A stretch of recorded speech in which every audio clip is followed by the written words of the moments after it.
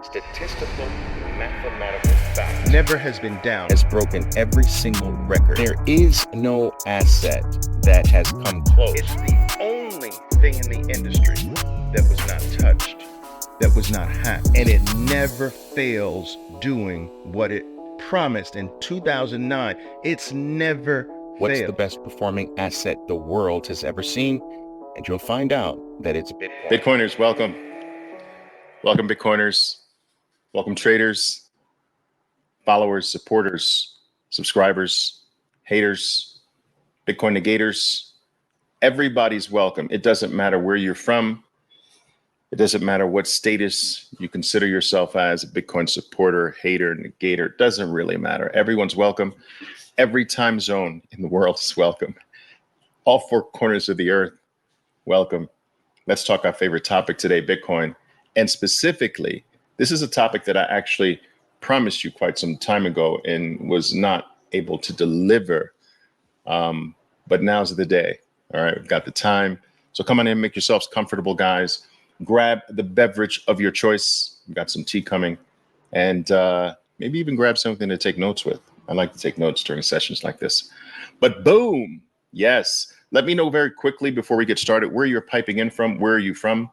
I know there's just a few people sort of trickling in now, but where are you from? What part of the world are you from?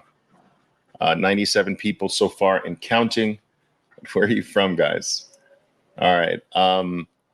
I do want to say that my initial post or announcement of this session was actually wrong. Guys, I travel in so many different time zones and parts of the world that sometimes I get my times mixed up. So I was off by an hour, but I really wanted to start this live session at 2 p.m. I think my original post stated 1 p.m. I apologize about that confusion, but here we are, guys. It is 1 p.m. my time and 2 p.m. Eastern time. All right, so I see Hawaii. Hawaii is in the place. Hawaii, Arizona is in the place. India is here. Nice. All right, Northern Virginia. I love it. I love it. All right, who else? Where else are you from, guys? Where are you from? Where are you from? We got India in the house. Hawaii is in the house. Northern Virginia is in the house. Arizona is in the house. Yes. Colombia is in the house. It's me. All right. Now, I do realize that Miami's in the house. I do realize that not everyone, for whatever reason, can post, at least in a way where I see it. Now, I think that might be connected to whether you follow me, have notifications on, or some stuff. I don't know, but I do get some of your comments, and obviously those are the ones, at least during my live session, that I'll be able to see and interact with and engage with. Okay, Switzerland is in the house. All right, welcome, Switzerland. Cali. Now, Cali is, there's two, like some people refer to California as Cali. I'm in Colombia, so a lot of people know that there's a city in Colombia called Cali. So I don't know which one that is, Hash, but you're welcome, of course, no matter where it is. All right, Australia, down under. G'day, mate. All right. Okay, so listen, this live session today, I'm going to actually delve into my long-term Bitcoin value model. That's right. It is going to be we're going to deal with a model that has a USD denominated price, even though that increasingly becomes less important as we progress in the Bitcoin journey. I'm very much aware of that. But we still live in a USD denominated world. And there is some small benefit to structuring models and things in USD terms, just because we're still rooted in a USD denominated system. Now, before I go into this my long-term value model, I want to say a few things up front, which I think are extraordinarily important to set right up front, to make clear right up front. Number one, all models suck. Okay, let's just put that out there and get it established. All models freaking suck. Even this one, even mine, they all suck. Now, does that still mean that no models should be structured or made? Not necessarily. Okay, but there is a small value in having a model, understanding that it sucks. All right. All models are ultimately broken, especially when it comes to Bitcoin. But that doesn't really mean you should have nothing. Every traveler should have some guide, some map, if you will, even if they understand this map may not be exactly accurate, but it's something. You know, it points me north. Okay. I know where north is. I may not know where every little dot is on the map, or whether every little dot on the map is accurate, but it can help me know where the North freaking Star is. And that's all map models do. All right. As long as you are directionally correct, the detailed accuracy of a model means quite little, to be honest with you. As long as your model ensures that you are directionally correct. And I've mentioned this so many different times. There is I believe that there is an over concentration, an excessive focus on specific numbers, even though we're going to talk numbers today. But those are less important than being directionally right. You don't need to nail a number to change your life and your family's life and the future of those not even born yet in your bloodline. It doesn't take a specific number to change all of that for the better. It takes being directionally right with no number. So as long as we get the direction right, your life can be changed and improved. Your wealth can be increased quite substantially, just being directionally right with no number. There is a small benefit to having numerical frameworks. This is just the way our minds work. Okay. So I just wanted to get that out of the way. All models suck, including this one, but there is some small benefit to having some map, some structure in your mind to work with. Okay. As long as that's clear. All right. We can start. So let's go. All right, let's go. Okay, get some slides up here. Boom. All right, my 20% long-term value model. I call it, like, for short, my BTC capture model. And I'm going to tell you up front that this is extraordinarily conservative. And I believe that most models should lean toward being very conservative. Okay, let's go. I'd rather be surprised on the upside than the downside, right? Before we delve into specific numbers, I think that it's important for us to start off with what I call the world's parking garages. I'm using this term to suggest that there are certain pockets, there are certain things that the world largely takes its value and stores it. There are a variety of pockets that wealth globally is stored in. All right. Some of these pockets are small, but in relationship to other pockets, and obviously, conversely, some pockets are enormous compared to other pockets. But these are all what you're looking at now. And shout out to Jesse Myers. I believe that this is his original creation. And I think I've updated some of the numbers here since his original creation. But shout out to Jesse Myers. Awesome. One of my favorite Bitcoiners. It's important to look at value and global wealth through the eyes of these pockets. It's important to do this to understand how I come up with my 20% model, value model for Bitcoin. So let's talk a little bit about each one. First of all, in the upper right-hand corner, you will see that more or less, guys, the total global asset value aside barring derivatives, so barring the enormous derivative market, you're talking about a little bit north of $900 trillion of value. This $900 trillion of global value is largely in a small handful of pockets, if you will. One of the biggest pockets is real estate. So roughly, more or less, globally now, 330 trillion of that $900 trillion total is locked into real estate globally.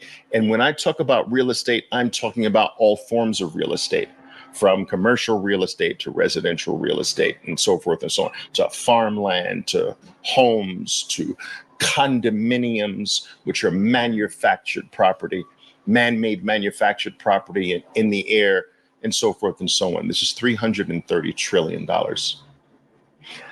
We go to one of the other big pockets of where a big portion of this $905 trillion is locked away in and stored in the bond market. Okay. And largely in government debt, if you will. This is your debt market, right? $300 trillion, more or less. Now imagine that we are still operating in a debt-based system, which means that another man's debt, what they owe, is one man's debt that they owe is another man's asset that they use to show off their worth and value. How crazy is that? Imagine if you could take your credit card bill and say, listen, I'm gonna max out my credit card bill, and it's a debt to me, but I'm gonna hand that bill to someone else, and it's an asset for them. You know, that's what a debt-based system is. But anyway, for the most part, $300 trillion of the 905. Now, these two pockets alone represent the vast majority of that 905 trillion. Real estate and bonds, the two biggest pockets of value, stored value in the world today. If we go to the next, we have fiat currencies, all right, which I'm loosely terming money, all right, but fiat currencies, government printed paper, that is totaling, whether we're talking about the US dollar, the Canadian dollar, the Japanese yen, the Australian dollar, you know, the European euro, the euro, the European euro, and all of the fiat currencies combined come up to about $120 trillion. This is your ultimate ice cube. This $120 trillion is literally melting faster than every single other one of these pockets that you see on this slide. It is melting by orders of magnitude faster than all the others. Yet there's still $120 trillion there, melting like a freaking ice cube. Okay. And then you have things like equities, which run around 115 trillion, more or less. Okay. So that's global equities. All right. The majority of which obviously is US equities, because the US equity market is by far the most dominant market globally. And so there's about 150, sometimes it's 120. This is more or less $115 trillion locked away in equities. All right. Another form of paper money. All right. All of these things that I've mentioned here up until now, real estate, bonds, paper currencies, and equities, in essence, they're all paper money. All of them. Yes, even real estate. Real estate's paper money, because the so-called ownership of the real estate is largely represented by a piece of paper. It is that piece of paper that is truly the value more than the physical item itself. So some people might disagree with me, but in essence, you don't really own anything. You own a piece of paper that says you own something. Bonds, a piece of paper. Fiat currency, a piece of paper. Equities, a piece of paper. And when I first started playing the markets, and back in the early 1980s was my first start in the markets. I used to buy stocks and get the certificates of the shares that I bought sent to me that I'd have to sign and date. And whenever I sold them, I had a certain period of time to send those shares back in, signed and dated as well. My ownership was represented by a piece of paper. All of this is paper money. All right. And in many ways false. Most things that are papers are false. So anyway, real estate, bonds, currencies, equities represented by paper, those pockets, those paper pockets right there, that is the vast majority of that $905.4 trillion in global wealth. You have smaller groups like gold is at 15 trillion. All right, maybe a little bit more. I've mentioned this on many occasions. Nobody really knows what number is real with gold. It's not like we had, certified public accountants 6,000 years ago monitoring every single ounce of gold that's ever been mined. It's not like all the gold in your home right now, from your bracelets to your wedding ring to your earrings, have been accounted for. I mean, it's impossible for that number to actually be real. Nobody really knows what the number is. It's a fake number, but we have to use what we have. So roughly 15, 16 trillion, more or less. Okay. Then there's art, which is at 18 trillion.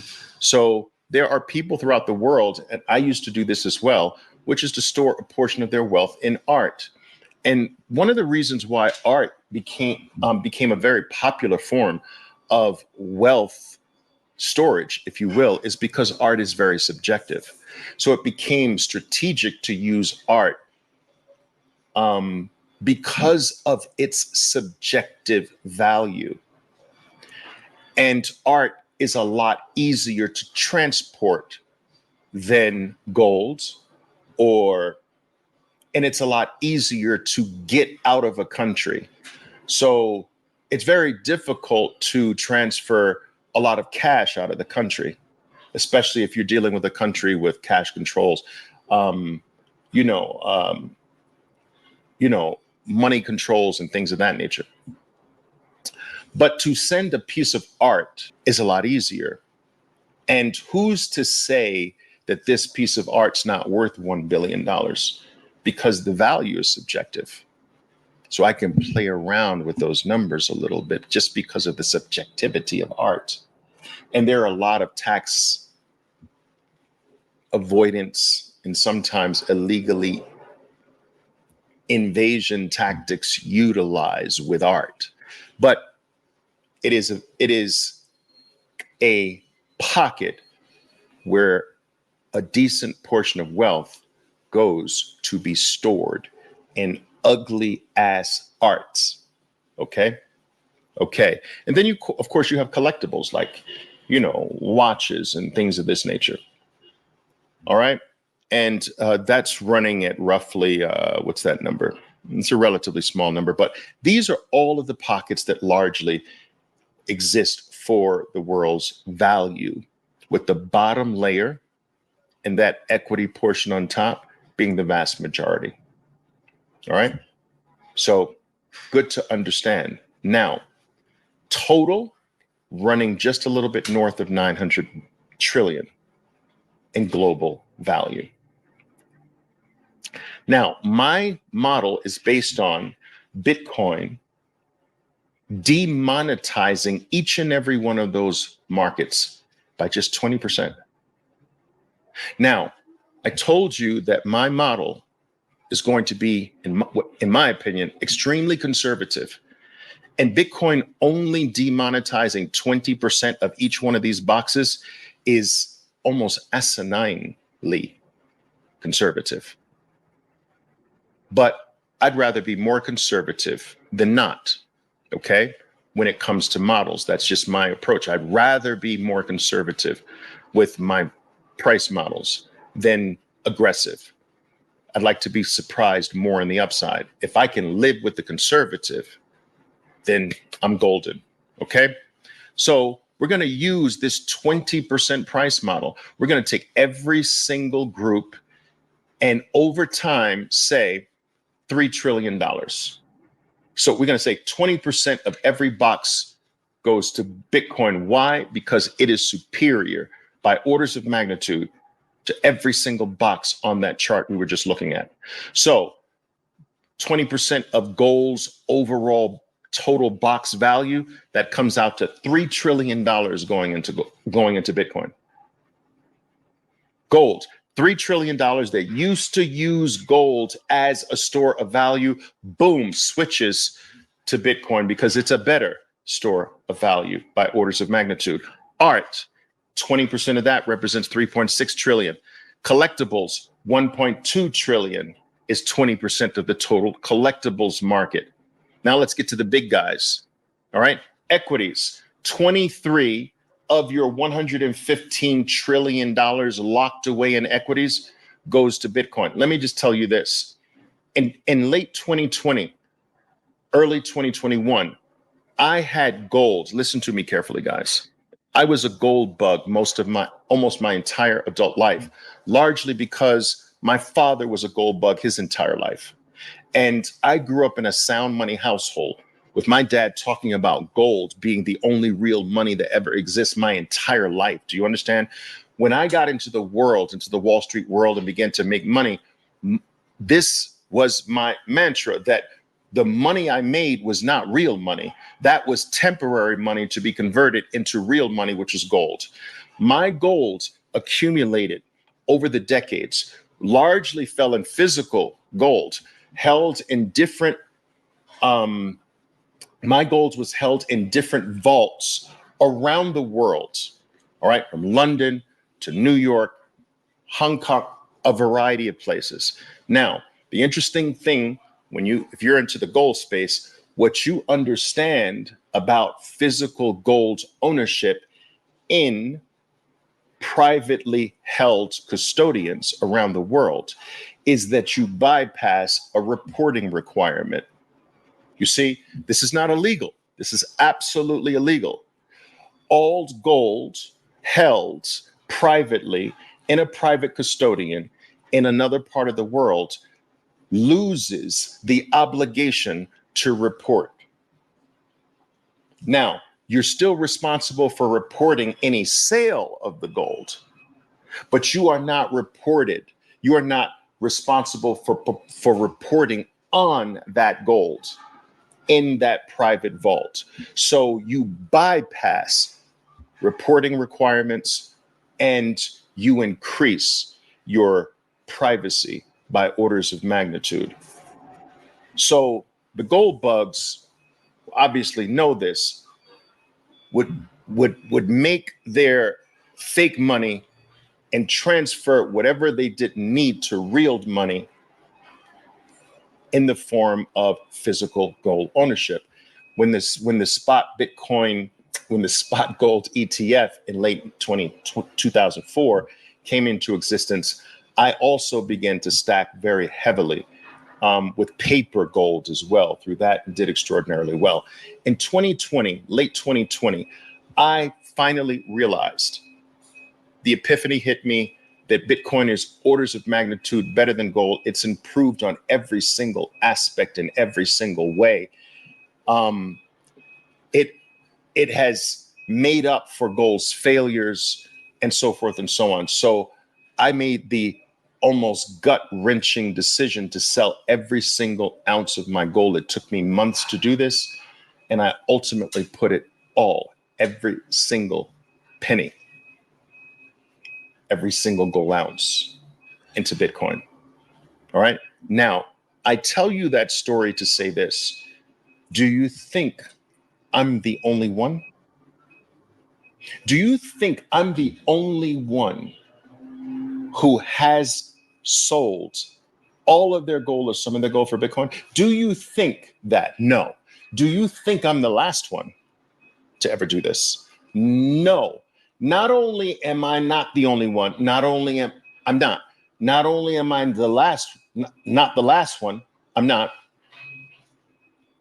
There will be every single year, the number of Oliver Velez's that sell their gold for Bitcoin will only increase.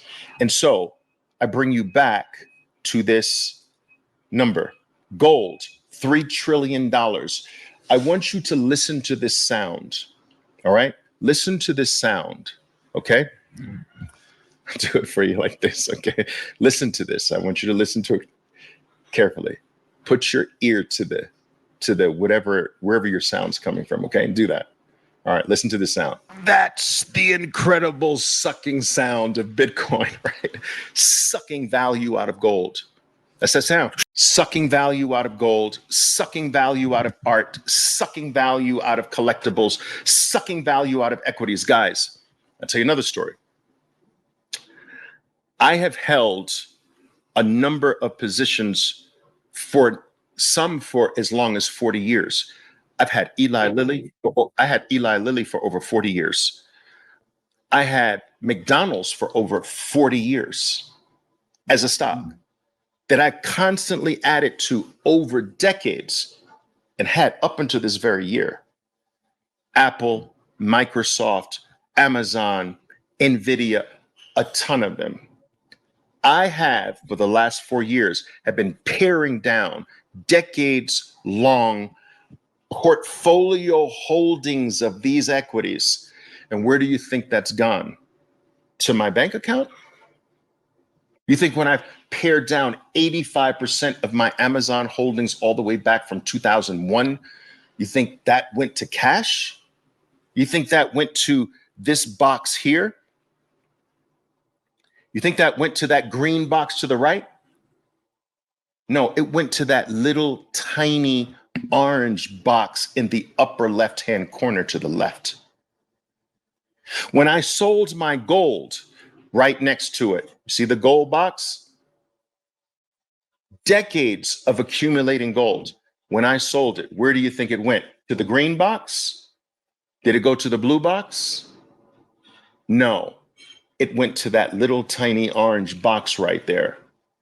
And that is what the world will increasingly experience.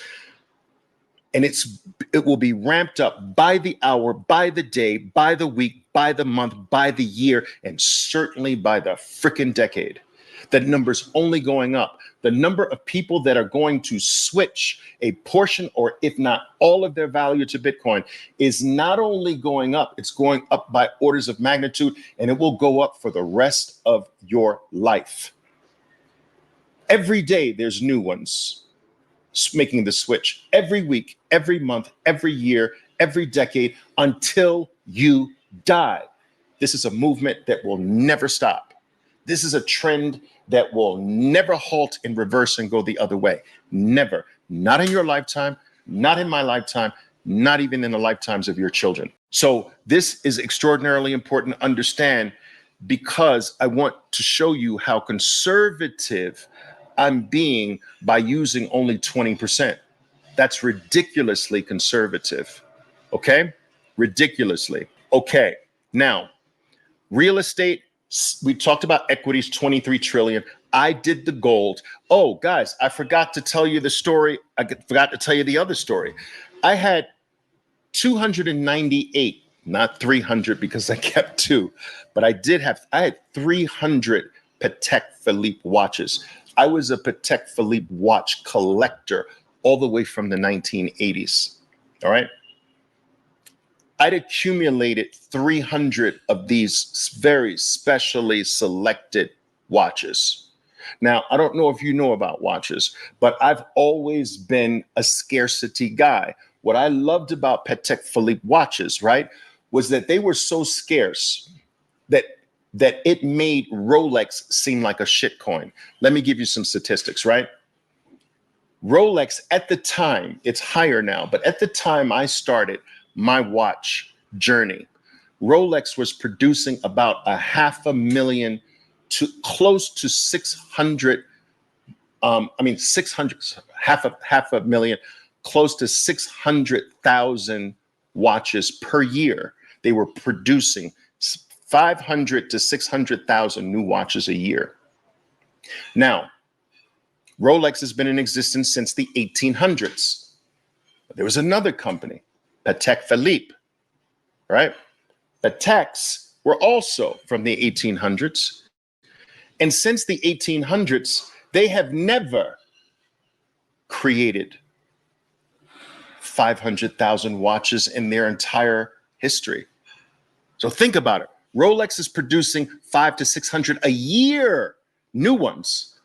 Patek, 150-year country, is not even near throughout their entire life having produced 500,000 watches. Which one's more scarce? Which one's going to hold its value more? Which one's going to rise more rapidly in value? Of course, the scarcer one. What I also liked about Patek is that every single thing is handmade by one person. Every single thing in the watch, from the little dials to the little mechanisms inside. Not only is the watch and every single item on the watch, in the watch, handmade by one person, it is the machines that they use are handmade. The tools that they use are freaking handmade. So this made this watch very, very special to me. Again, long story. I tell you this long story to let you know that that box I sold too. I took 298 of the 300 Patek Philippe watches. I auctioned them all off in a bunch. You couldn't buy one or two. You had to buy the whole thing. You had to bid on the whole thing. I did very well with that. Guess where that went? That's the collectible box. That went, let me show it to you once again. That went to that tiny little orange box in the upper left-hand corner. Once again, that incredible sucking sound that Bitcoin produces. Sucking value from gold, sucking value from art, sucking value from collectibles, sucking value from equities. So I had the equity being sucked, my equity portfolio being sucked into Bitcoin, not all of it, but still going. My collectibles box being sucked into Bitcoin. My gold box being sucked into Bitcoin. And I had 22, I wish it were 21, that would have been cool, 22 different properties. I'm down to now 5 globally, from 22 to 5. Where do you think that went? To the green box? The little tiny orange box in the upper left-hand corner. My point is that I'm not the only one doing this. There are Oliver Velez's born every single hour, every single minute, every single day, every single week, every single year, every single decade. And the numbers of Olivers doing this are only going to increase. Every single time I open my mouth, there's a new one, if not a bunch of new ones. Some of you start doing the same thing every single time I speak. Every single time. I know it. Every single time I speak, some of you dip into that green box and it gets sucked into the orange little box in the upper left-hand corner. Some of you are planning, but the next time I sell my Microsoft stock, I'm putting it in Bitcoin. Every single time I speak, I know I am helping to create new Oliver Velez's that basically look at the ultimate money being Bitcoin. Bitcoin is the money that you play the stock market for. Bitcoin is the money that you work for. It is not a means to a money. It is the money. It is the win. All right. Anyway, let's continue. Shall we? Shall we? Shall we? So if we take, guys, right? If we take the bonds 60, guys, bonds over the last couple of years have had its worst performance since the 1800s. Think about this. You don't think that a lot of bond players have started to make the switch from bonds to Bitcoin? They've had the worst period since in hundreds of years, since the 1800s. 60 trillion of the 330 trillion, or whatever, I'm estimating will go to Bitcoin based on my 20% price model. And of course, currencies at 124 trillion. All right. I used to keep in fairly sizable amounts of cash and cash equivalents as the base of my total portfolio. At the base was cash. Okay. And cash and cash equivalents, not just dollars, cash and mostly cash equivalents. But I pared that down by about 90% and moved it into Bitcoin. That melting ice cube, which we're trained in the traditional world to just accept that it just melts. No, I moved it into Bitcoin, 90% of it. And so if we take the 20% totals from each and every one of these parking garages of the world's wealth, these are the parking garages or the pockets of global wealth, we come up with $180 trillion. Now, Bitcoin is only a $1 trillion market today.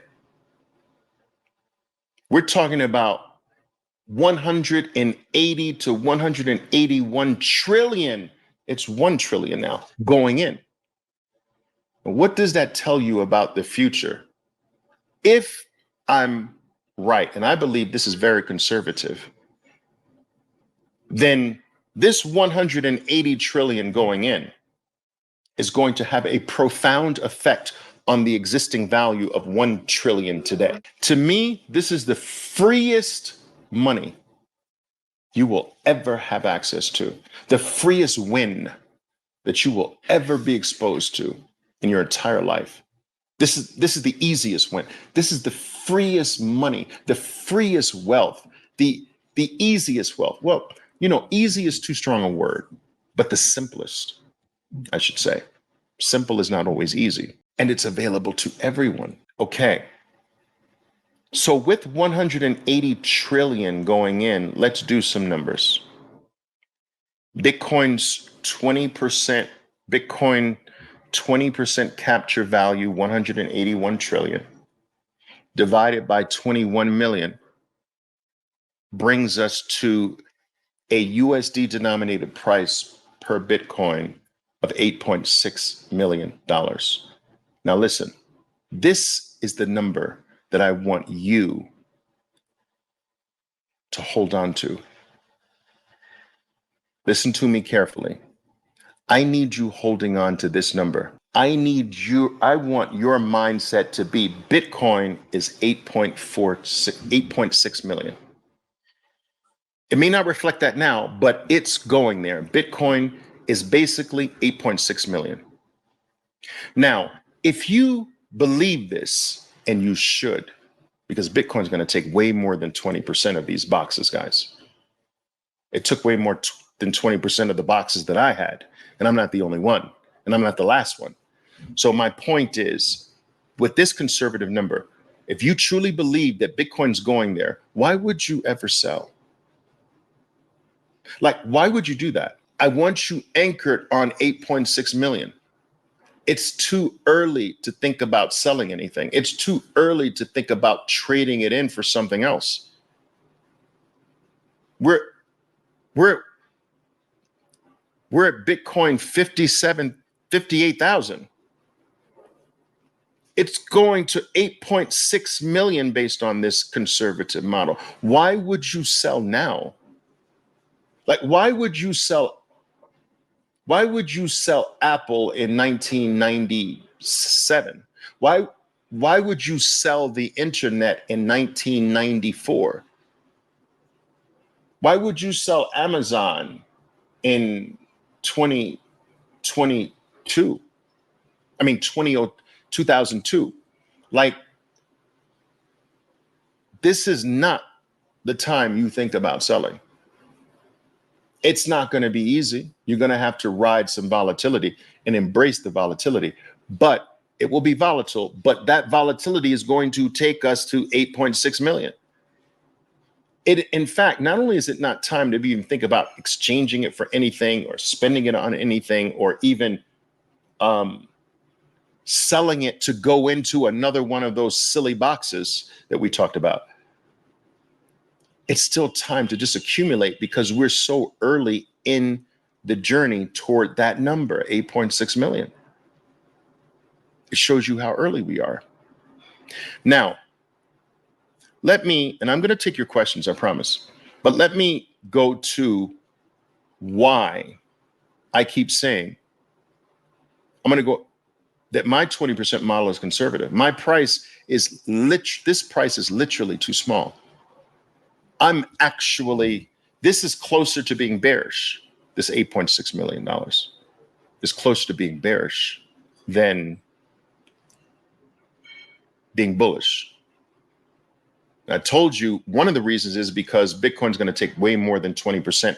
And if I'm any guide, if I could be used as an example, it took way more than 20% of all of my boxes and sucked into itself as that ultimate black hole, gold hole, or orange hole.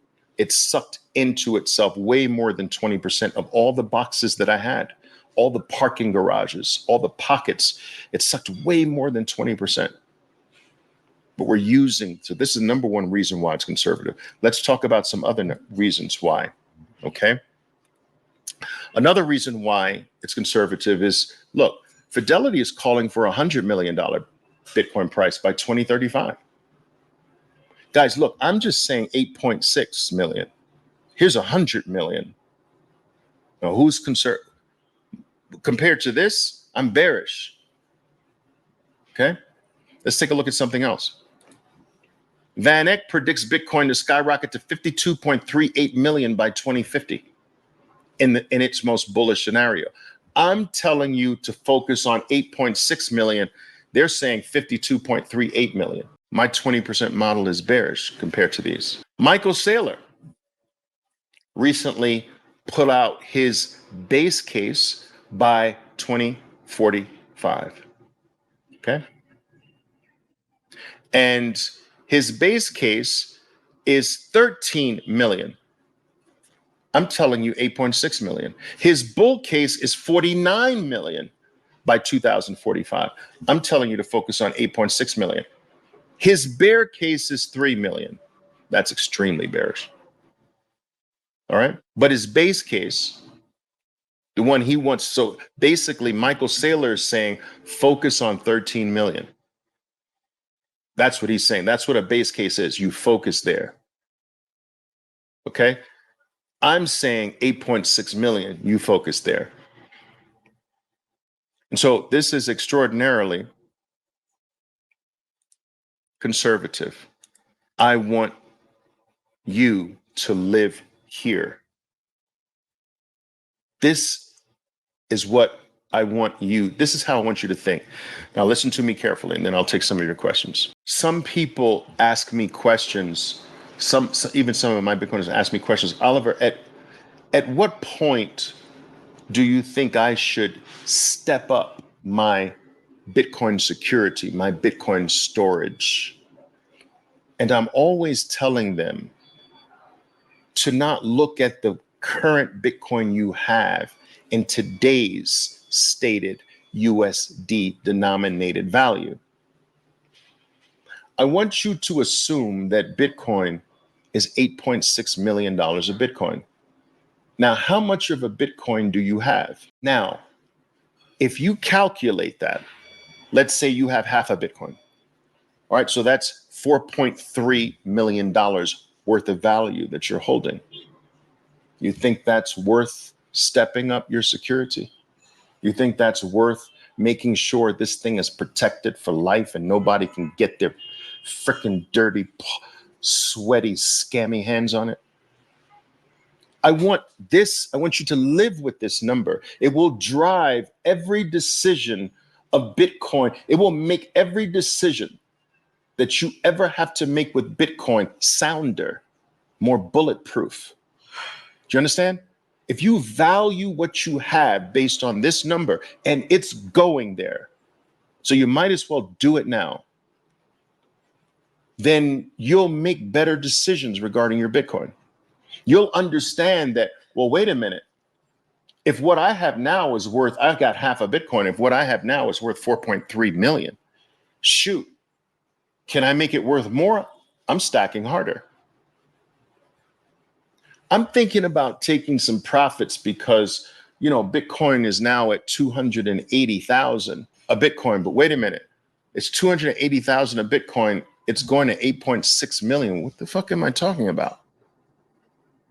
What am I doing? I should still be buying. I'm still that early. 8.6 million a Bitcoin. And I'm selling at 280,000 a Bitcoin. That doesn't even make sense.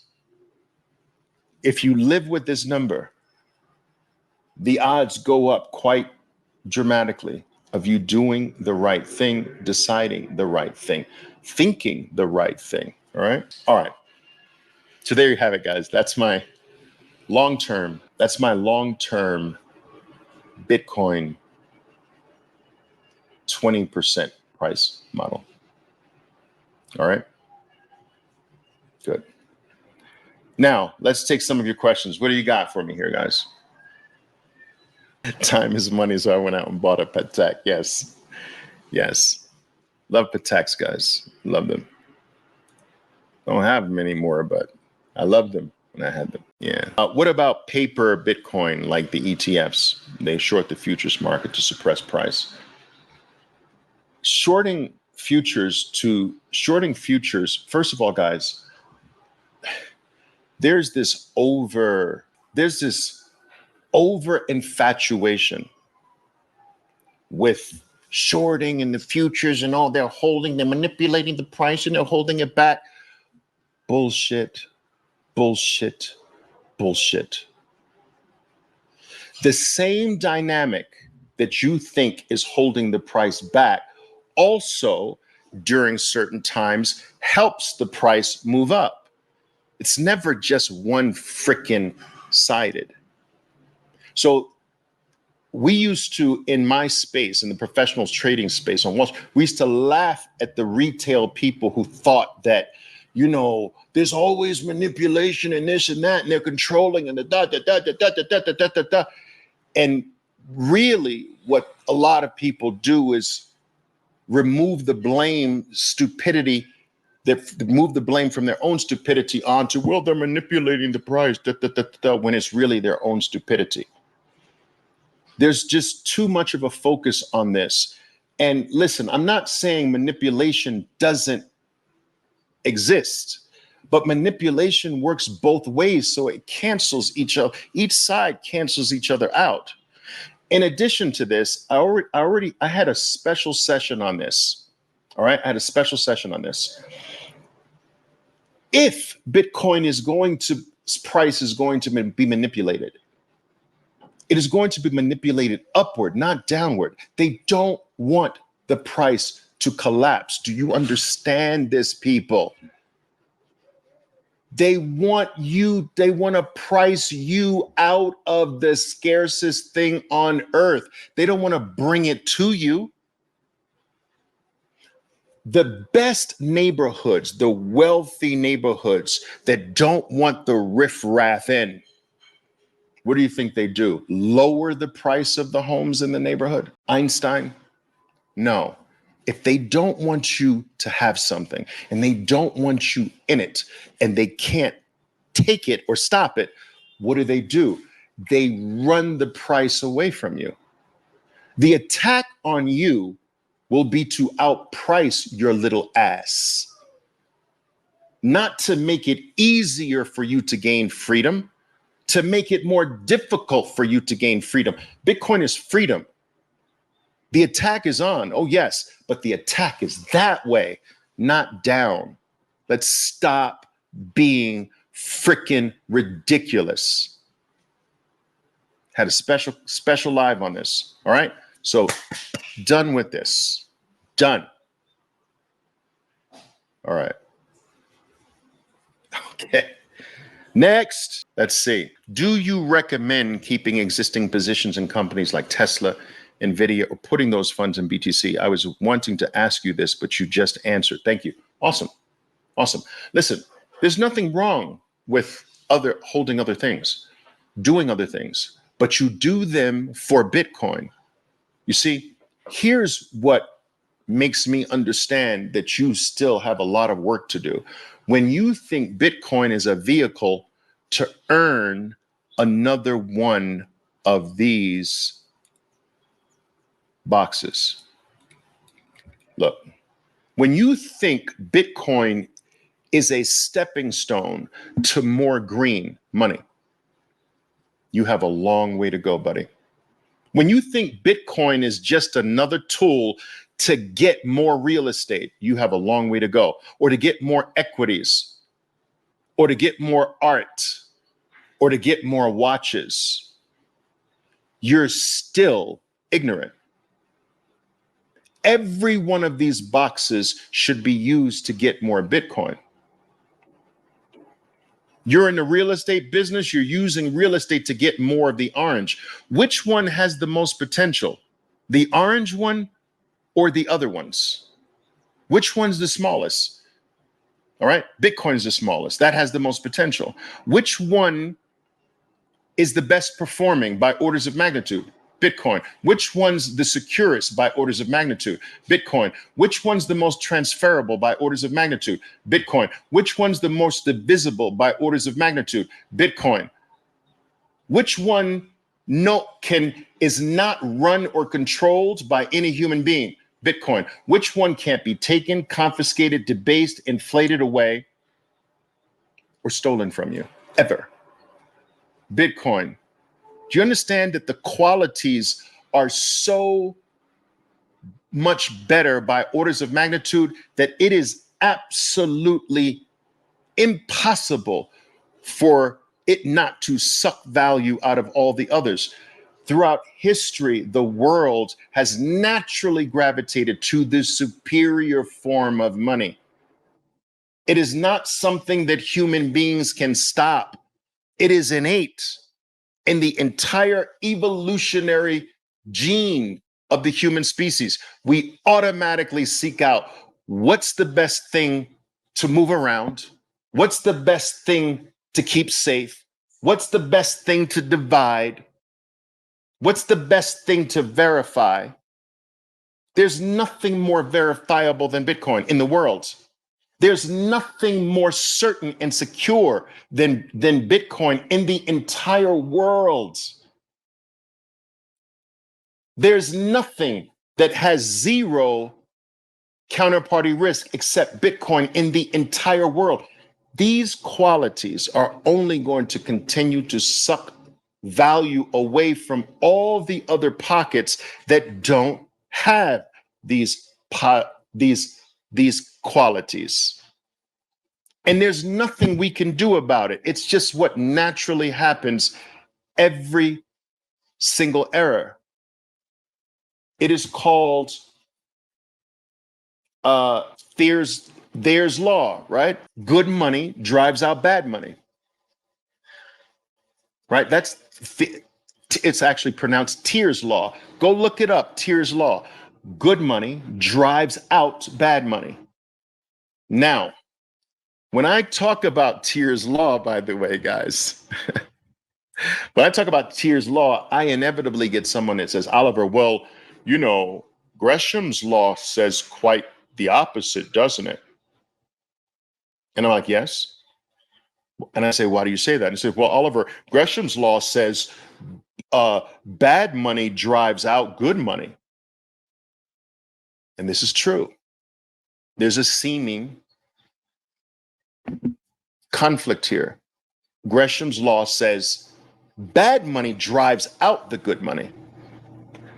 Thayer's law says the good money drives out the bad money. What's missed here is the different stages of a money's evolution. In one part of the evolution, Gresham's law is the dominant law. That is, in the store of value, the bad money drives out the good money.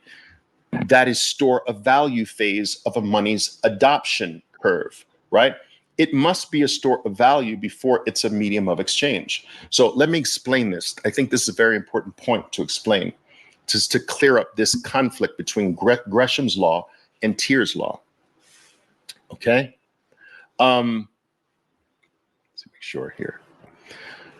Gresham's law that states that bad money drives out the good money. This is true, which means that this is what I did. It drives Bitcoin into cold storage, out of circulation. You store in the good one and you use the bad one to get rid of. Oh, I need eggs this week. I'm not using Bitcoin for eggs. I'm going to use the bad money for eggs and store the good money. I'm driving the good money out of circulation. And I'm using the bad money for the bullshit. Oh, I got to put gas in my tank, fill it up, $55. I'm not using Bitcoin for that. I'll use the bad money to fill up my car. I use the bad money for groceries. I use the bad money to pay my rent. I use the bad money to pay for the train ticket. Do you understand? And so it's putting the bad money in circulation, and it's driving the good money out of circulation into cold storage. When enough people have it in cold storage, as that increases, some people start to say, you know what? You want me to do this favor for you to take you to the airport? And you're going to pay me what? You're going to pay me $50 to take you and your family to the airport? I'll do that favor for you. But you know what? I don't want $50. Give it to me in Bitcoin. The person says, all right, boom, here it is. Increasingly, greater and greater numbers of people start to say, you know what? I don't want to accept the bad money for this. Give me the good money for it. All right, wait, look, guys, we're at a group. I'm with a group of friends, right? With a group of friends. There's 8 of us, and we've decided that we're going to split this $4,000 bill over dinner. Huge dinner, bottles of wine, this and that, $4,000. All right, we're going to split it amongst us 8. Do you understand? Okay. So Oliver says, wait a minute, guys, you know what? I'll pay for the whole thing. I'll pay for the whole bill. Give me the bill. I'll pay for the bill. I'll even put the tip on it. Boom. Pay for it with the bad money. You guys just give me your part in Bitcoin. Do you understand that over time, you are not going to want the melting ice cube, and you increasingly are going to say, you know what? You got Bitcoin instead, bro? And then all of a sudden, Tyr's law starts to take over from Gresham's law. Gresham law drove money out of circulation into your cold storage. And then later, Tyr's law starts to do the reverse. It drives the bad money out. I don't want the bad money anymore. I'm driving it out. Give me the good money. Want me to take you to the airport? Give me Bitcoin. Don't give me the $50. Give me $50 in Bitcoin. Give me Satoshis. You're driving, now the good money is driving the bad money out. It's just a transition from one to the other. They're both correct depending upon where we are in the evolutionary cycle. But that's how those two things are reconciled. All right. That's right. I'm there too. KMA says, I already don't want the bad money. Yes. And so that's what I'm saying. Over time, the KMAs of the world, the Oliver Velez's of the world, we increase in number. And then all of a sudden, there's a tipping point where now there's more Tyr's law at work than Gresham's law. Thoughts on early morning, late nights of Texas Hold'em to allocate more BTC? Absolutely. If you are a professional Texas Hold'em player, and especially if you have patsies that are playing with you, take them. All right. I'm a big believer that whatever you do well, whatever value you have to deliver to your fellow man, do that with all of your might, but do it for Bitcoin. If you're the best plumber in your county, be the best plumber, but be the best plumber for Bitcoin. If you're the best brain surgeon, be the best brain surgeon for Bitcoin.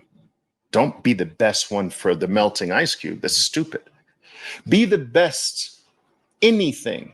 You're a stock trader, you happen to be one of the 8% in the entire world that can really consistently do this over the long term, trade stocks. Fine. Do that for Bitcoin. Make Bitcoin the ultimate prize. Make it the precious. And I believe you'll be living the right way. What are your thoughts on buying MSTR to increase your Bitcoin stack? For some, yes. For most, no. Let's face it, most people are going to fuck it up. They're not professionals. If this is your domain and you know what you're doing, yes. Because if you don't, then you're just gambling away Bitcoin. Let me just also say this, people. Whether you have Bitcoin or not, every single time you spend money on something, dollars, you are spending Bitcoin, because that could be Bitcoin. Like, you could have switched that to Bitcoin, but instead of switching it to Bitcoin, you're purchasing this. You actually spent Bitcoin because it could have been Bitcoin. Do you understand? The goal must be, I'm speaking to people in the West now. I'm not speaking to people in developing countries that are living meal to meal and having meals skipped because they don't know where the next meal is coming from. That is not who's listening to me. I know this. Promise me. I promise you. I'm speaking largely to people that this can resonate with. Your number one goal in life today should be this: to become more Bitcoin rich every single week of your life. What is Bitcoin rich? Become more Bitcoin rich every week. What does that mean? To have more Satoshis this week than last week. Today is Tuesday. You should have more Bitcoin on this Tuesday than you had last Tuesday. And every single Tuesday for the rest of your life. Some people say, well, Oliver, damn, for the rest of my life? Yes, for the rest of your life. Well, and they think that's strange. And I'm like, but how is that strange when that's what you do for the melting ice cube, the US dollar? Your whole waking hours, every moment of the hours focused on you becoming more dollar rich, right? Every day, I just want more dollars than yesterday, more dollars than last week, more dollars than last month. That's your whole life. All I'm just saying is switch the item. Let's swap out the one that melts, the one that's manipulated, the one that's deflated, the inflated, the one that's debased away from us, the one that's stolen, the one that's manipulated and controlled by a group of men, right? Let's switch that thing that we give our lives to for a more superior thing, the ultimate superior thing. Now give your life to that, and your life will have more meaning and it will have more value, because it's mathematically designed to increase who you are, what you are, and the value of what you do and what you are every 4 years for the rest of your life. It is a mathematical certainty that you will be more than who you are, and what your value every 4 years for life. And so when this becomes your ultimate goal, you begin to start searching for ways to make sure that you are more Bitcoin rich next week than last week. What makes it easier when the price, the USD denominated price, or the exchange rate based on the US dollar drops?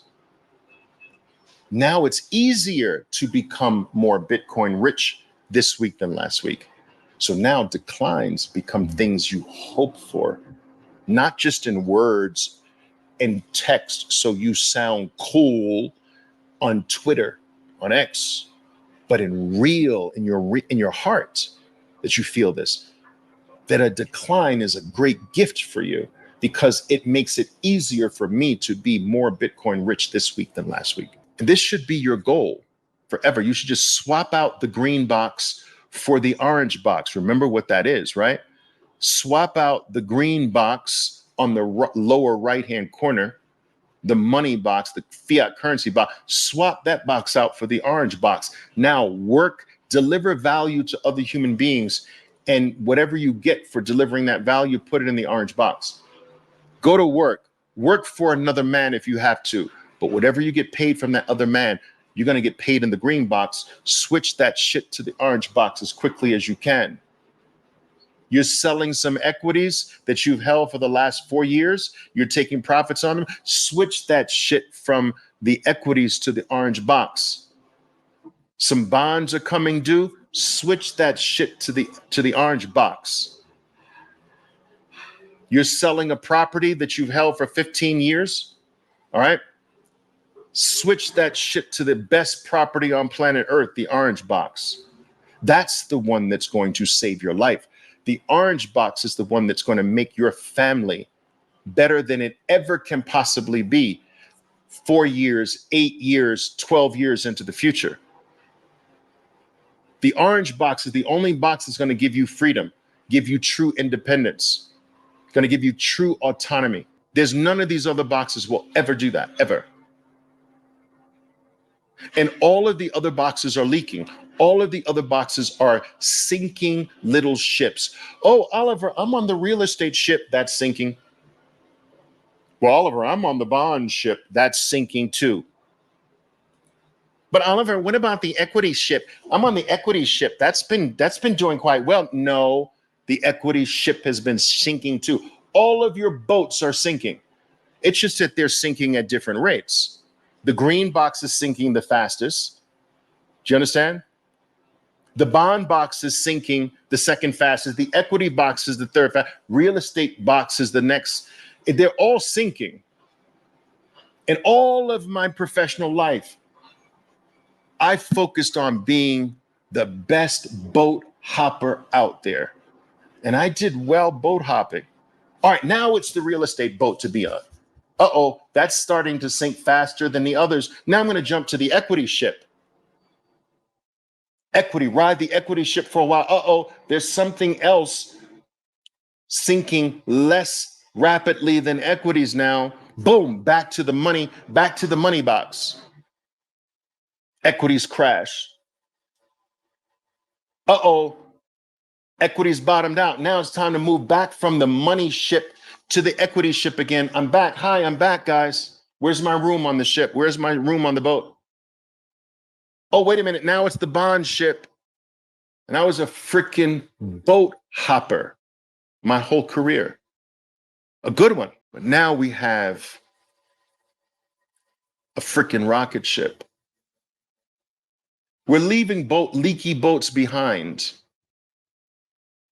This rocket ship, or you can say this ship, if you will, has no leak. Zero. Everything you put there expands every 4 years. Everything you put there is going to that $8.6 million number I gave you. Everything, every penny, every dime, every quarter, every dollar, every $10, every 100, it's going to that $8.6 million of Bitcoin. That's where it's going. That's where it's going to expand to. It's going to expand to this number. And it's going to show it to you in your face every 4 years. Every 4 years, exponential jump in value. I appreciate your insights and knowledge more than I can say, Ovi. Thank you so much. Well, thank you, Jason. I appreciate that.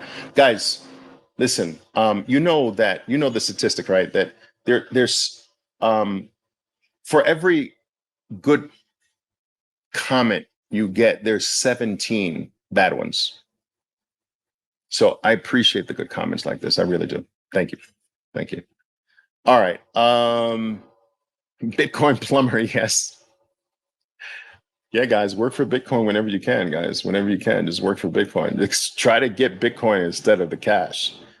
All right. And somebody said, but I don't know how to do that. I'll show you how to do it. I'll show you how to do it. Just get your phone out, bro.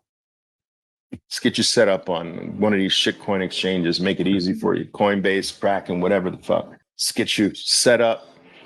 Get some cash moved over. Purchase Bitcoin. And here's my wallet. Try to get Bitcoin instead of money. Instead of so-called money. Instead of cash. But Oliver. That's right. Guys, I had 20%, guys. All right. That's a good question. C is asking a very good question here. I didn't give you the date, right? So I'm going to give you two dates. All right. I'm going to give you two dates to go by, but I will make you aware of my original. When I did this for my Bitcoiners, the original date, I'll let you know. So the conservative date is to use Michael Saylor's date by 2045. He has 13 million. I'm telling you, focus on 8.6 million. Let's be a little bit more conservative. Let's not be ridiculous at 3 million. I think that's dumb. But 8.6, okay, that's a conservative number.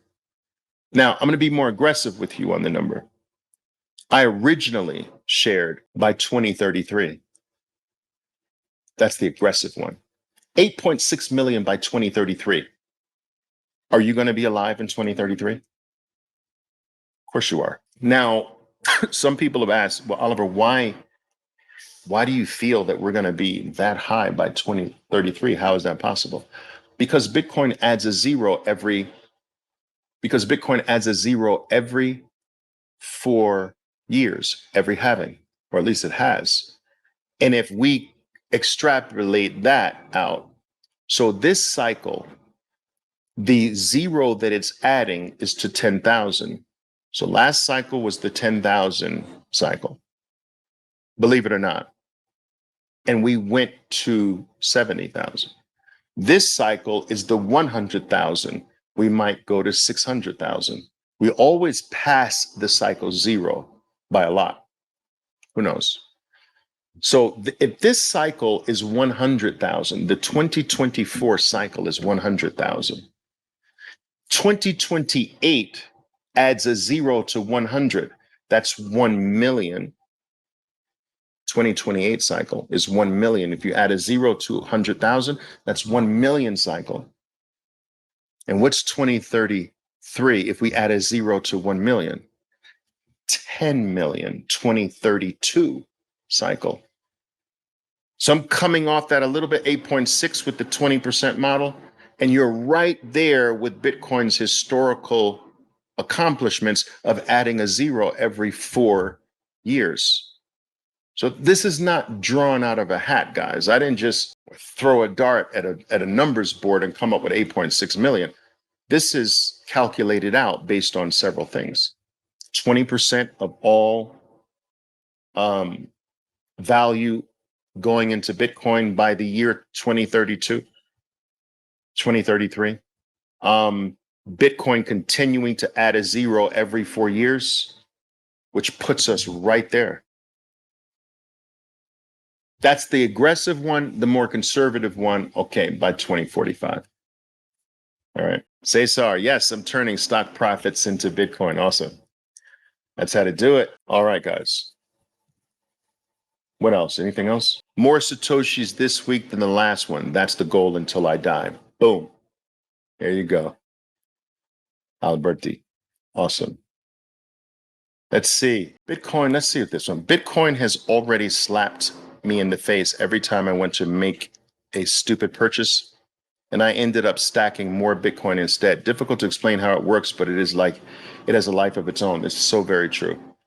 Bitcoin does eventually change you. And the reason why Bitcoin really changes you from so many different aspects of your life, is because it lowers your time preference. See, the lowering of one's time preference automatically affects almost every other corner of their life. You stop being a consumer just for being a consumer, and you start to realize how much money you've just wasted on bullshit. You bought this contraption that you thought was amazing, and it did wind up collecting dust in your garage somewhere after 4 months. You buy this great sweater for $350 just because some white dude's name is on it. And then 6 months later down the line, man, it's collecting dust in your closet somewhere. You understand what I'm saying? It's like it starts to make you see life differently. And it starts to make you look at value when you start to say, look, I can put money here or I can put money in Bitcoin, and this is guaranteed to be up by orders of magnitude in 4 years. So this had better be really special. So you stop focusing on bullshit. Your decisions become sounder. You become truer, more authentic as a human being, more solid, more poised, more confident. You become more hopeful because 4 years from today, you're guaranteed to be better than everybody around you. Guaranteed, mathematically guaranteed. That life becomes hopeful now because every 4 years from today, and then 4 years from tomorrow, and 4 years from the next day, and your life becomes a constant flow of hope and joy. And that seeps into every corner of your life. People start to see it in your mannerisms. You start to take care of yourself better because you want to live to see this wonderful miracle take over the freaking world. You start to eat better. Your quality of your food's better. The quality of time is better. The type of people you start to spend time with, the things that you read and take in start to change everything just by lowering your time preference. It's quite magical and spiritual like. Anything that has a profound effect on the self can be called spiritual. I know people don't like to throw that word around, but I have no problem with it. Okay, let's see. This is very true. Yeah, I think what you're saying is the end of the cycle, right? I think it's easier to communicate to people. This is absolutely right. He's do no harm is absolutely right here. If you're thinking of the cycle in terms of the end of the cycle, so boom, 2025 ends that cycle. 2029 ends that cycle, or the peak of every cycle. I like using the halving price because it's something that's so marketed today. The halving price is so marketed, guys. So let me give you an example of this, right? I did this yesterday. I've done this a number of times. I'll do it again. I have no problem doing it again. Repetition has a certain value, right? And sometimes a big one. But let me pull this up. I want to show you this. So here we go. So if I go here, a second, I'll grab it. Boom. Okay. Now, we take a look at this. These are all the halving prices, right? So we see that in 2009, it was zero. And then the first halving took place in 2012. The price was $12, more or less. Next halving took place at 2016. The halving price was $653. Look at the jumps, guys. $0 to $12 is a life-changing jump. That's enough to set you, your family, and family members not even born yet, up for life for centuries. 12 to 653. What kind of gain is that? That's crazy. What kind of jump is that? 653 to 8,500. Whoa. 8,500 to 62,500. So at this halving. Now, in reality, all the prices that happen in between the two white dots are really kind of meaningless. I would say that you're getting the deal of a lifetime each time you can buy under the halving price. If you can accumulate under each halving price, 4 years from now, you're going to be that much wealthier. Because every 4 years, that the halving price is substantially higher than the last halving price. And everything else in between is noise. The news articles are noise, the tweets on X are noise, all of it's freaking noise. It's halving price to halving price to halving price to halving price.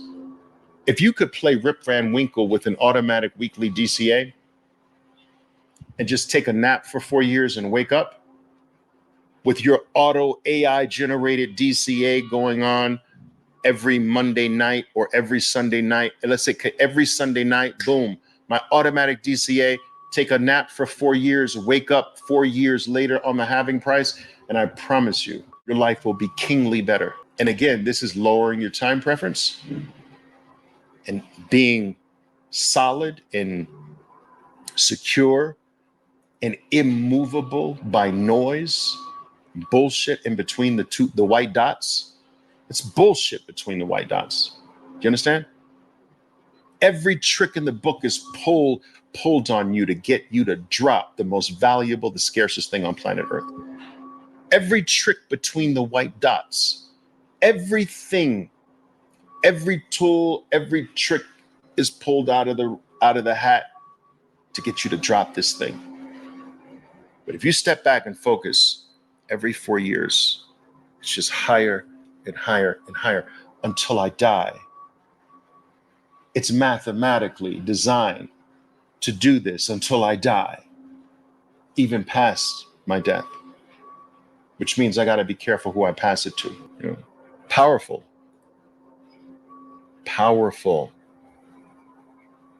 I appreciate that. Thank you very much, Fernando. What's the point of DCA into Bitcoin when it's always directionally upward? You mean you don't want more? So I like DCA because most people have some type of frequency through which or by which they earn the more melting ice cubes, dollars. So if every time you get a tranche of these new ice cubes before they melt, you should switch them over to Bitcoin. That is DCA. It's not like people get paid once in life and that's it. I never have another melting ice cube to use. That's not DCA. But if you're constantly getting periodically, every week, bi-weekly, once a month, a fresh new bunch of ice cubes, switch a portion of that shit to Bitcoin. And do it for as long as someone is willing to take your shitty ice cubes, your melting ice cubes for the thing, Bitcoin, that doesn't melt, you do it forever. You mean, wait a minute. You're willing to give me Bitcoin for this bullshit? Oh, I'll do that trade every single day and twice on Sunday, 3 times on Sunday. As long as you can get the superior for the inferior, you never stop. Do you understand this, Joey? You never stop. There's no point where you say, well, no, Oliver, I no longer want the superior thing. I'm going to hold on to the inferior thing from now on. Like, does that make sense? Does that make sense? Guys, it is reported, whether you believe this or not, it doesn't even really matter. What I was taught in school was that the Manhattan Bridge was sold for $24 worth of bullshit.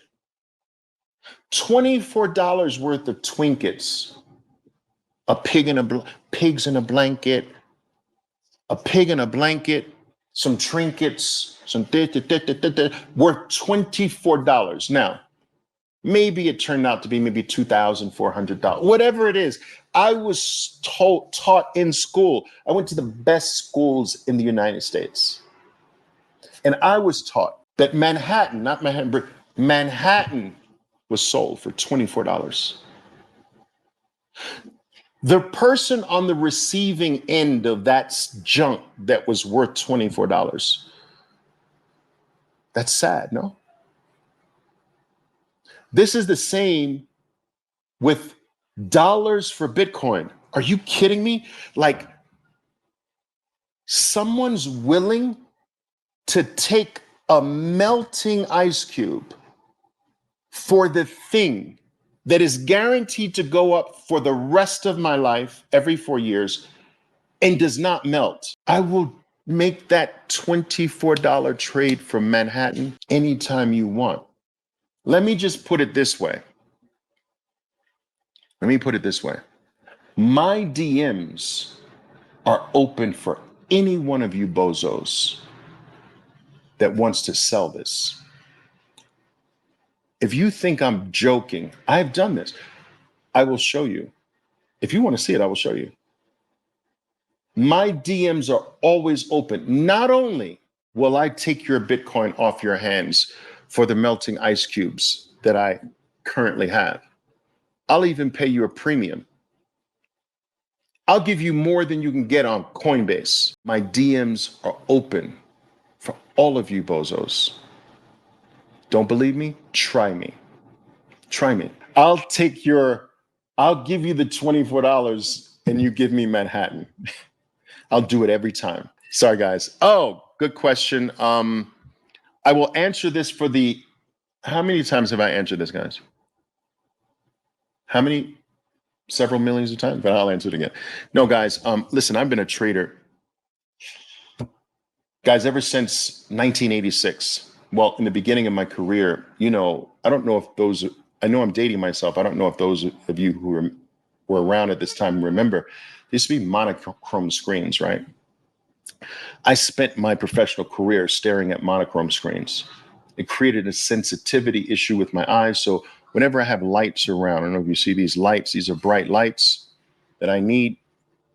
It really gives me migraines. If I sit in front of these lights for an hour, I really pay the price. This sort of deadens it a little bit. So, almost everyone in my world knows this about me, but I know a lot of new people have sort of come on now, but that's the only reason. And sometimes I muster through it though. Sometimes I muster through it though, right? Yeah. Good man. Let's go. Is there a ceiling to adding a zero in every cycle? It's hard to predict that, to be honest with you. Ask another way. I think what you're saying is it possible for there to be a future cycle that doesn't add a zero? And I would have to say yes. But at 0.5% global adoption, half of 1% of the world has adopted Bitcoin. I don't see that anytime soon. So you can't start saying that something is on the tail end of something when only half of 1%'s in. How are things on the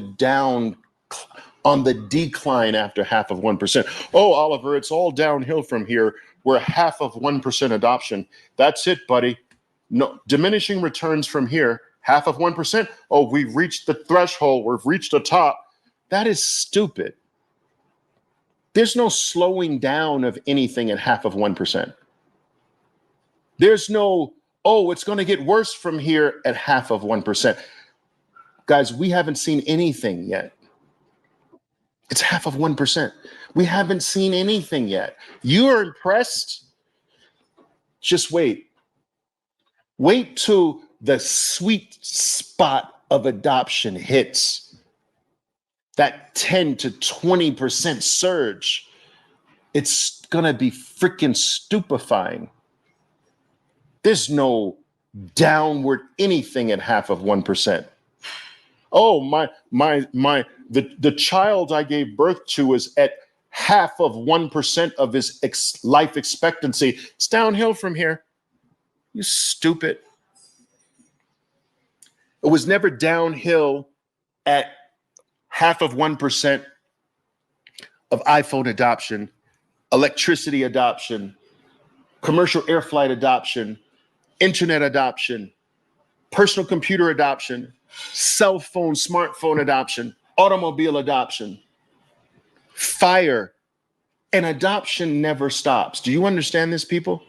Do you understand that the adoption never stops because new human beings coming to Earth never stops? We're 8 billion now. It's estimated that we'll be north of 10 billion by 2050.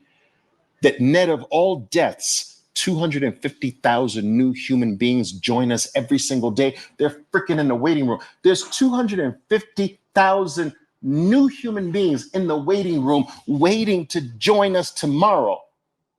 There's 250 new human beings born today. These are future cell phone owners, future internet users, future utilizers of the global math protocol 0 through 9, and 100% of them will be Bitcoiners. So adoption will never stop, ever. ever. Commercial air flight started in 1901, 1903, depending upon what source you rely on.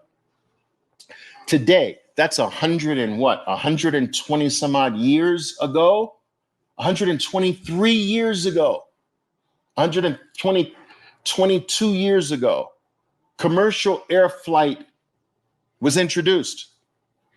It's still being adopted. Only 1 in 4 human beings on Earth have ever been on a commercial air flight. The future for commercial air flight is bigger in front of it than behind it. And it's 120 fucking years old. And it's still a baby. Fire is still being adopted. 10,000 plus years ago, fire's still being adopted. Today, there are people who still don't have electricity in their house. Electricity is still being adopted. Cars, there are people without cars, never had a car. Cars are still being adopted. People have never had a personal computer, still being adopted. People have never had a smartphone, still being adopted. People have never had touched the internet, still being adopted. And on top of new human beings joining us every day at the rate of 250,000 per day. Come on, guys. There's 250,000 new people coming after your Bitcoin. And on top of the 8 billion that's not even in yet. There's 10 billion there's going to be 10 billion human beings competing for your Bitcoin by the year 2050. My God. What you hold will only increasingly become valuable, more valuable per human being every single second of the day because new human beings are born. You don't sell that unless you're just intellectually challenged. I get that. Hi, Oliver. Can quantum computers assert Bitcoin? I hear a lot about this, and I am not in agreement with some of the things I believe that are floating around out there. I'm not saying it's a zero issue. What I'm saying is that, first of all, it is so far in front of us that stop thinking about things that your grandkids might have to worry about and just make sure your grandkids are okay by stacking harder now. Stop being deflected and distracted from this bullshit. It's just it's a freaking distraction away from what you should be doing right now in your life. Yeah, but Oliver, what about in the year 2500? Dude, can we just worry about Tuesday? Did you stack today? So that's the first thing. Second thing is we have the capability already to protect against quantum computing. It's just not that much of an issue right now. We've got other shit to focus on. And, you know, I've written several articles on this. I'll be happy to repost them again for you. I'll do that today so you can read through those things. But guys, it would take just a stupefying amount of these quantum computers today to even remotely have a chance at being troublesome. It's just physically impossible right now. All right. Oliver, you're amazing. Thank you very much. You are too. All right. Oh, good question here. I like this. Oliver, artificial general intelligence is expected to arrive by 2030. Do you believe this be explosive for Bitcoin in a good way? Yes, because it ties into exactly what I was explaining about population growth, right? So there's 250,000 net of deaths, guys. This is net of daily deaths. 250,000. So there's more births than 250,000. It's just that the deaths that cancel out some of those births, and the net number left on average is about 250,000 new human beings come to Earth or become human beings every single day forever. It is estimated that we are at 8 billion now. People living on Earth by 2050 will be north of 10 billion. And this will never stop. Population growth will never stop. Now, add on top of that it's not just human growth that we have to contend with. We have to contend with a new, a digital entity, because our lives are being more and more sucked into a new frontier. This digital frontier, this new world that more and more of our lives are are being sucked into. Our photos are in the digital world today. Our movies are in the digital world today. Our music is in the digital world today. All of our mail is in the digital world today. Do you understand? Um, our switchboard operators are in the digital world today. Our books are in the digital world today. Our education is in the digital world today. Our information is in the digital world today. Everything is in the digital world today. In this new world, there are other beings in addition to human beings. Human beings are being drawn there, but there are other beings there. Let's call them AI beings. These beings will compete for Bitcoin. You understand? Every single AI process will have a Bitcoin wallet, every single one. And the money that they will demand is not melting ice cubes. They will demand Bitcoin. Every single AI will demand Bitcoin for its processes. So let me give you an example of an AI system that will require Bitcoin. Let's say this AI system that's been built gets something that used to take a long time to accomplish.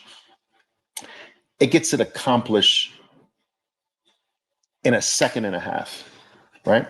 But this process that this specific AI that was created to do, this process takes 14 steps. So it goes through a 14-step process to accomplish in a second and a half what used to take a long time, right? The seventh step in that 14th process requires something else from another AI. So this AI needs a process that another AI does, but it has to give compensation or value for that process. So both of them have a Lightning wallet in an instant exchange for a fraction of a fraction of a fraction of a penny. A few Satoshis for that 14-step process. Okay? Each AI will have to have Satoshis. Each AI will be paying other AI for its processes with Satoshis. And so you have humans to contend with, and you have AI to contend with for Bitcoin as well. Today, you can ask AI, what's the best money? It's going to tell you Bitcoin. You can ask, can Bitcoin be destroyed? It'll tell you, no, it can't be destroyed. AI knows more about Bitcoin than you do. So if you ask it, it is going to, if it's going to receive payment and AI is going to demand Bitcoin, it's not going to demand dollars or pennies. And you can't subdivide pennies. So in the future, AI will drive utilization of Satoshis. It'll drive every aspect of Bitcoin, and it'll make it a lot more scarce because these AIs will accumulate Bitcoin and rarely let them go between each other. So you'll have a chunk of Bitcoin only vacillating between the other race, not our race, the AI race. Now, one can say, well, those processes are owned by human beings. Maybe. All right. We'll see. Do you think that there will be unlimited apps built on Bitcoin similar to apps on the iPhone? Well, yeah, just think about the internet. Remember when the internet used to be a fad? It was called a fad. Same thing with Bitcoin. Remember when people said, oh, the internet, it's used for basically porn and criminals. Same thing for Bitcoin. Remember when we couldn't even imagine how the internet could ever go just beyond being email? We never thought music could ever reach the internet. It did. We never thought we could stream a movie. We never thought we could stream live. We never thought we could broadcast a concert. I mean, and it's still in its infancy. It is incalculable how the internet of money is going to be used, because that's bigger than the internet of information and knowledge. So the first internet we had was the internet of information and knowledge. The second internet is the bigger one. It's the part that the internet of information and knowledge could not touch. And it is the money. Money is the biggest component in the world. Value, human value. So now we have the internet of human value, and which will ultimately become the internet also of AI value and every value. It is truly the biggest thing in the entire human experience. So much so that we can't even fathom today its use cases, the same way no one could fathom the use cases of the internet in 1994. So it was impossible.